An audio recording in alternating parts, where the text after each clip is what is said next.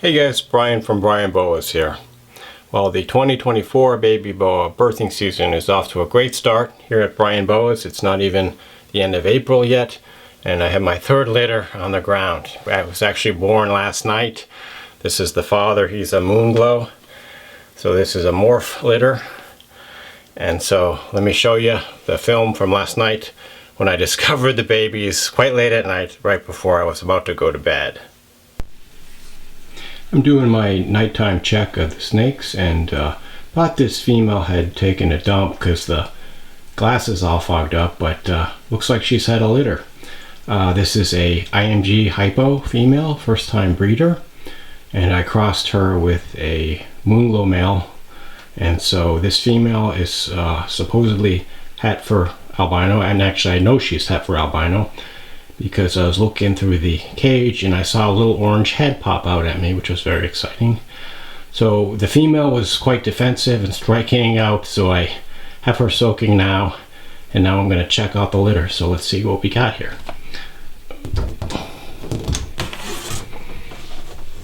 Let me just hold the camera with one hand. Okay. Wow, look at that. We got like lots of different colors there. Let me zoom on in. So have a look at this. This is probably my most colorful litter I've ever had. It's not my first morph litter. It's one of my first. I've only had a few morph litters, but there's definitely a lot going on here. And so again, this is a hypo IMG female, het for call, crossed with a Moonglow male. So the Moonglow, of course, has anery, hypo, and call albino. But what's interesting here is I see some obviously anery looking ones, I see some call albinos, and I see some Moonglows, and maybe snows, which means that the female has to be het for anerythristic as well. So that was kind of a nice surprise. And looks like we've got, I don't know, probably about 12 babies or so. I'll have to get them out and count them. I see a few slugs, but overall these look real nice and healthy. You know, the other morph litters I had last year, I had a VPI albino litter, and wasn't very large, and you know, quite a few stillborns. I don't see any stillborns here though, so that's good. But some really cool looking animals. And I see quite a few of them have really jungly looking patterns. Once I get them out, I'll show you a close up what I mean, but lots of really cool aberrant looking patterns. Quite a bit going on. And you know, statistically about 50% of these animals should also be IMG, increasing melanin gene, since that's a dominant gene and the female mother had it. So, but you know, sometimes it's a little hard to tell if they have the IMG gene, at least at first. But really cool. So I'm going to get these guys out and see exactly what we have, and show you some close-ups. Oh, there they are. Quite a litter, quite a sight. And I know a lot of people that watch this channel are really into the locality boas, and some of you guys are anti-morph, but I think it's really cool. You can get so many different looking boas from one litter. And this always takes me back to my high school and college genetics classes, where we used to study Mendel's laws and the Punnett squares and the P's and all that. And this is just a really cool illustration of that in action. You know, Mendelian genetics. And again, what's really cool is I didn't even know this female was het for anerythristic, but she is based on the results of the litter. There's actually no jungle gene in this cross.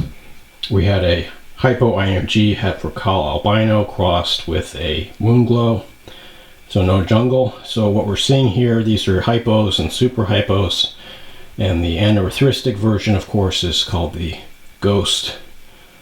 And you know that the albino version is the Sunglow, and then we have the Moonglow. And I'm pretty sure what I'm seeing here, I think I see one snow, maybe two snows, two Moonglows, maybe a super Sunglow and some regular Sunglows.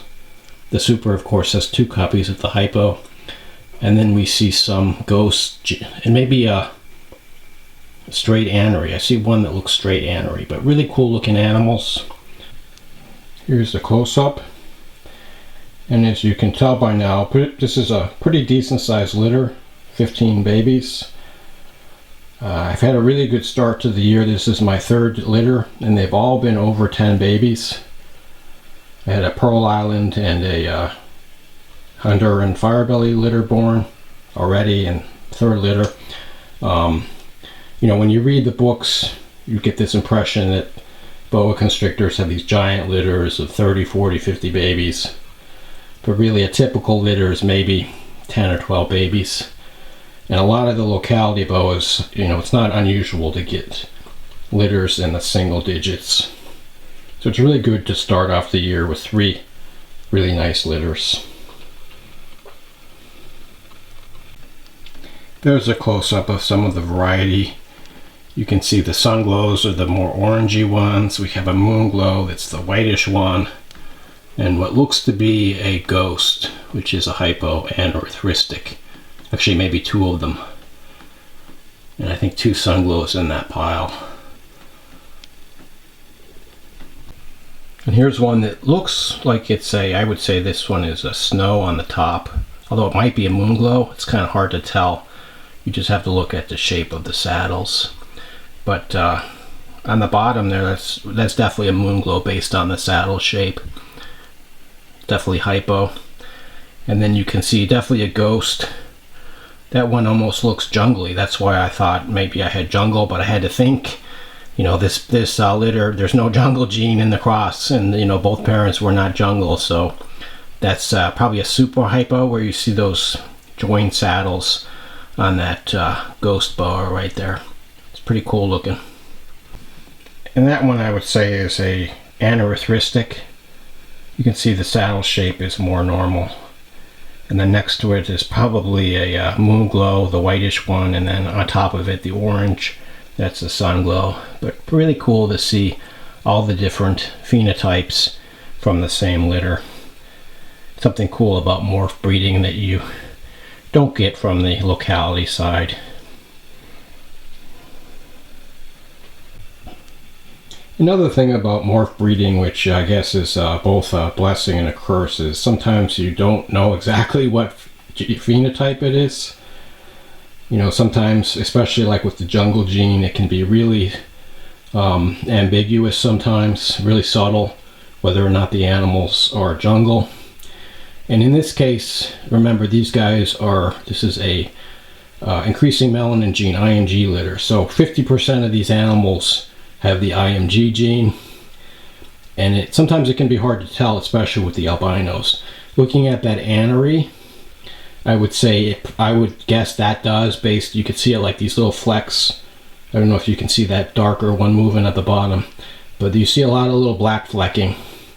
Also, there's a characteristic saddle shape to the IMG gene.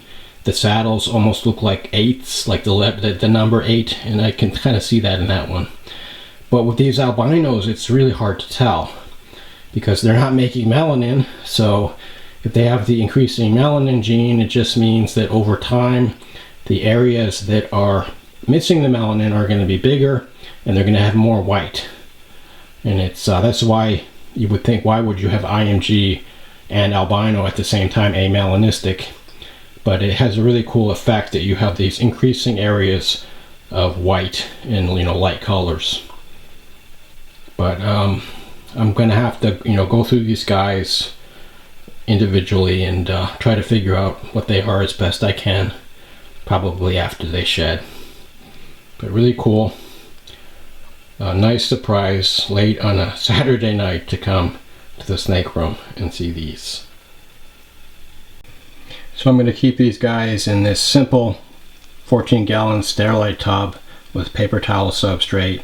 Put them on a heat mat for about set to about 90 degrees on one side, and they'll stay in here for about a week or so till they shed. But right now I'm going to clean the cage and put the mother back in it. I did get a quick shot of the mother. You can see she's soaking in there, and she is not happy. She struck out at me a few times, and if I went down there to pick her up, I probably would be drawing blood. So I'm going to have to do this really carefully. But if she bites me today, I probably wouldn't mind, you know, after the beautiful litter she just had. But I'll be careful not to get bitten. It's morning now, and I've come to check on the babies and change the paper towels. And I thought I'd grab one example of each of the major anerythristic and albino combos. You can see there's 4 possibilities. At the bottom we have a hypo, looks like a hypo possible IMG. That's the most brown one. Farthest to the top, exiting the tub, we have a anerythristic, probably a ghost. Well, yeah, it is a ghost. It's hypo, possible IMG as well. Let me grab him. In the middle there we have an albino, actually a Moonglow, possible IMG. And then the lightest one, the white one at the top, is a Moonglow, also possible IMG. So really cool to see these 4 different color possibilities out of the one litter. And then these animals are also possible super hypo if they have 2 copies, although I don't think any of these guys are supers. And you know, in that rest of the animals, I saw some that didn't look like they had any copy of the hypo, which you would expect. And then about half of them should be IMG. So quite a lot to figure out, but I'll have a better idea of what these guys are after they have their first shed.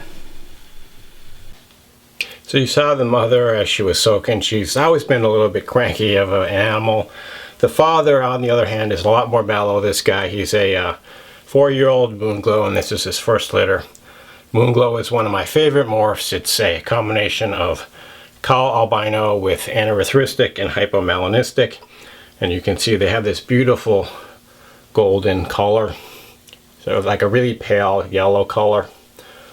And they look really nice over time. I also love the eyes. They have these really cool pale eyes. But definitely a cool look. And as you saw, there are several Moonglows in the litter here.